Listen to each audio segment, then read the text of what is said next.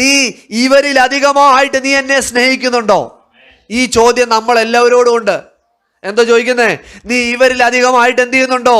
എന്നെ സ്നേഹിക്കുന്നുണ്ടോ? പ്രിയരെ, ഞാൻ പറഞ്ഞോട്ടെ, ഞാൻ എപ്പോഴും പറയും, കുഞ്ഞുങ്ങളുള്ളവരാ നമ്മൾ, ഹസ്ബൻഡും ഭാര്യയൊക്കെ ഉള്ളവരാ നമ്മൾ, ദൈവസഭയുള്ളവരാ നമ്മൾ, നമ്മുടെ മാതാപിതാക്കളുള്ളവരാ നമ്മൾ. എന്തിനേയും യേശുവിനേക്കാൾ അധികം അറിയാതെ പോലും സ്നേഹിച്ചു പോരുതേ. ഹലോ, എന്താണെന്നറിയോ? കൂടുതൽ സ്നേഹിച്ചാൽ കൂടുതൽ നമ്മൾ എന്തിലാണോ ആശ്രയിക്കുന്നത് അതിനെ ആ ദൈവം ആദ്യം തൊടുന്നത്. ഞാൻ പറഞ്ഞ ശ്രദ്ധിച്ചേക്കണേ, പേടിപ്പിക്കാൻ വേണ്ടി ഒന്നും പറയുമല്ല. ദൈവവചനം അങ്ങനെ പേടിപ്പിക്കുന്ന വചനമല്ല.